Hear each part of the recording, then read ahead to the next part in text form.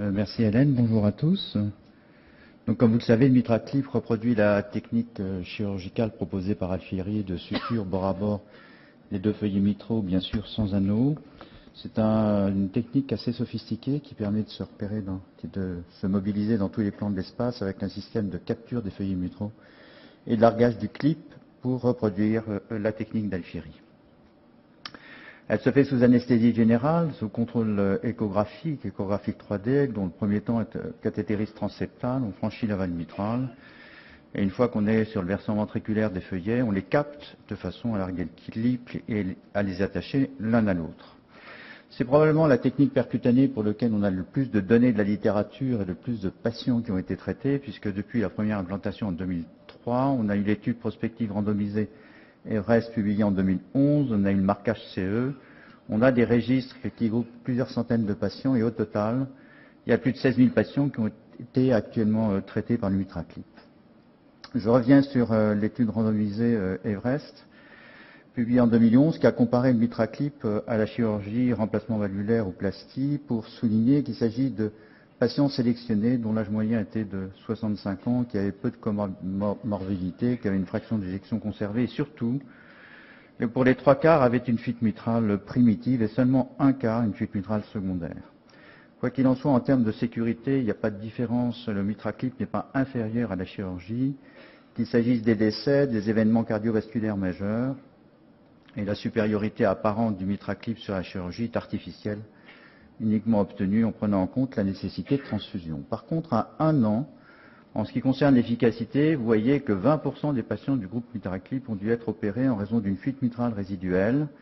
Passer ce cap, ce qui n'est pas bien sûr le cas de la chirurgie, et passer ce cap, les deux courbes sont parallèles et à 5 ans, il n'y a pas de différence en termes de mortalité, de nécessité de nouveaux gestes mitrales, de fuite mitrale résiduelle, de classe fonctionnelle et de remodelage reverse du ventricule gauche. Ceci dit, compte tenu de cette étude confirme ce que l'on savait, c'est que dans le cadre de la fuite mitrale primitive, la chirurgie est le traitement de référence et le MitraClip ne saurait être recommandé qu'avec un niveau relativement faible de B qu'aux patients qui ont un risque opératoire prohibitif.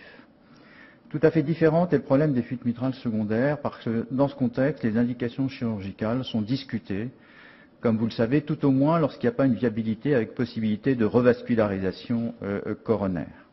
Dans les autres cas, c'est-à-dire dans ce cas-là, c'est-à-dire les patients qui sont symptomatiques malgré le traitement médical optimum, sans possibilité de revascularisation, vous voyez que la chirurgie ne peut être considérée que lorsque la fraction d'éjection n'est pas trop effondrée, 30%, et avec une faible comorbidité, avec un niveau de recommandation qui est 2B.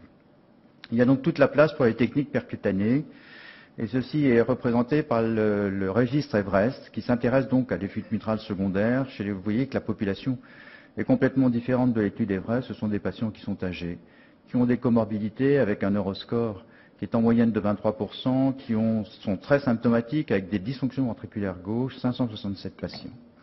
Malgré ces caractéristiques défavorables, vous voyez que les résultats sont peu ou prou les mêmes qu'Everest, avec une faible mortalité, 3%, peu d'événements cardiovasculaires, et à 1 an, 80% des patients qui ont une fuite mitrale résiduelle grade 1-2, 80% des patients qui sont très améliorés, ce qui est confirmé par le test de marche.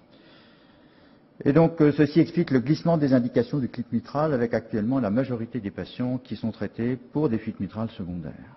Alors, je vous rappelle qu'il y avait jusqu'à peu de temps 3 études prospectives qui étaient en cours. Celle-ci vient d'être interrompue. Il reste donc l'étude COAPT et l'étude de PHRC MitraFR qui a été débutée en décembre 2013, qui inclut donc des fuites mitrales secondaires avec des fractions d'éjection parfois très sévères, et on peut en discuter, 15%, c'est un seuil qui est particulièrement bas, qui sont très symptomatiques malgré le traitement médical. Et l'endpoint primaire, c'est de comparer par rapport au traitement médical le décès et les nécessités de réhospitalisation pour insuffisance cardiaque. Alors, la sélection des patients elle est donc multifactorielle.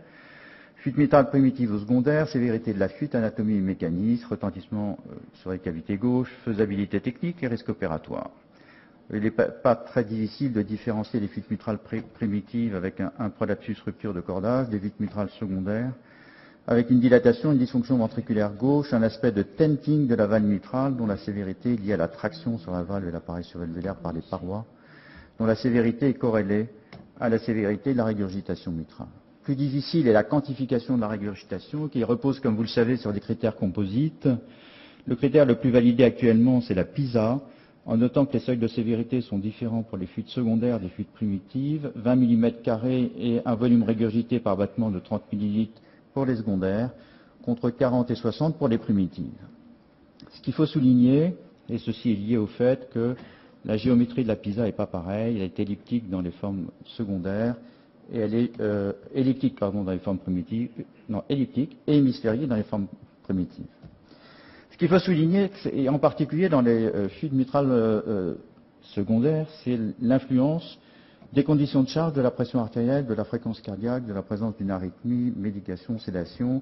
Et donc il faut toujours apporter les critères quantitatifs au mécanisme de la fuite et surtout évaluer le patient dans des conditions hémodynamiques stabilisées.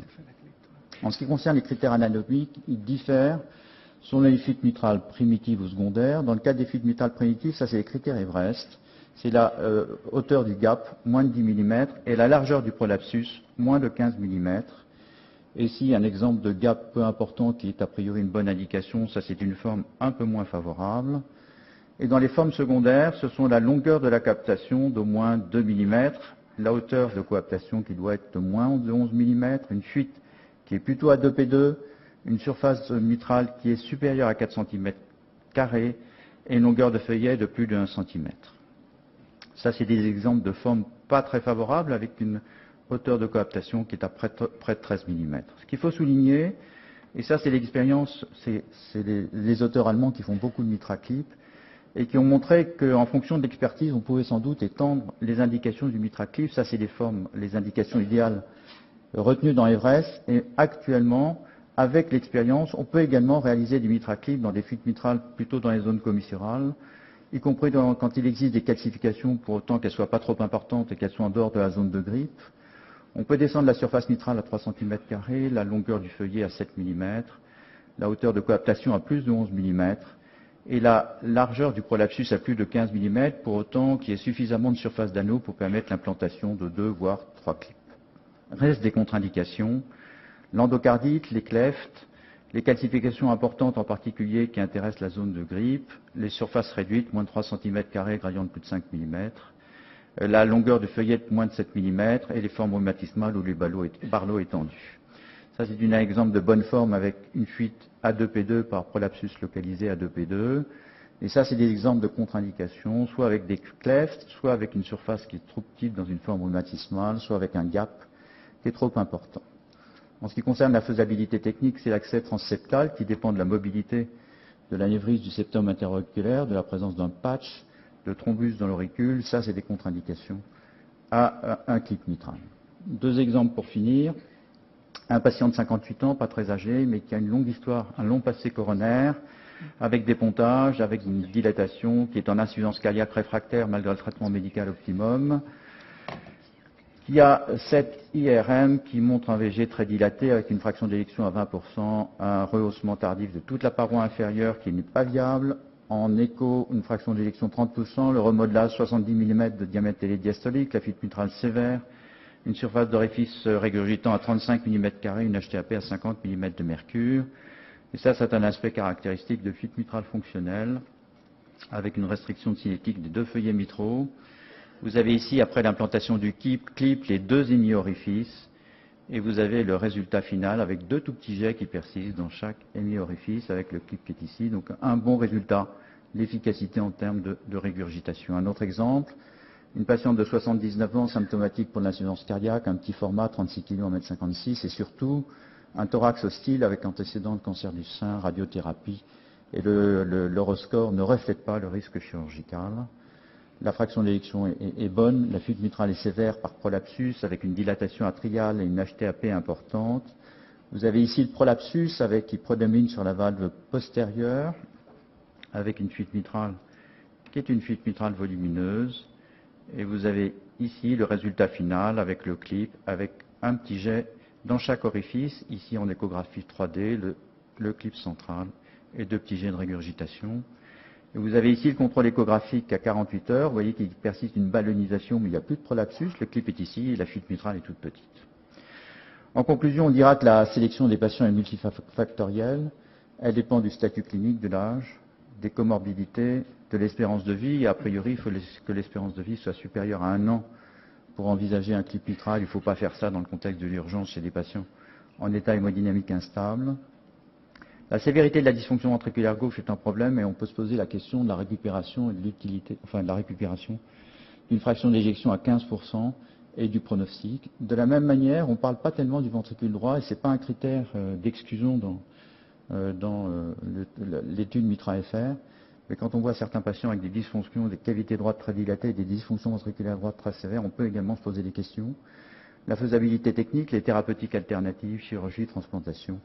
Et bien sûr, l'expérience du TEAM, on parle beaucoup du hard TEAM, là c'est particulièrement justifié et je vous rappelle que cette procédure nécessite un anesthésiste spécialisé dans ce type d'intervention, un cathétériseur bien sûr, un échographiste parce que la procédure se fait sous 3D,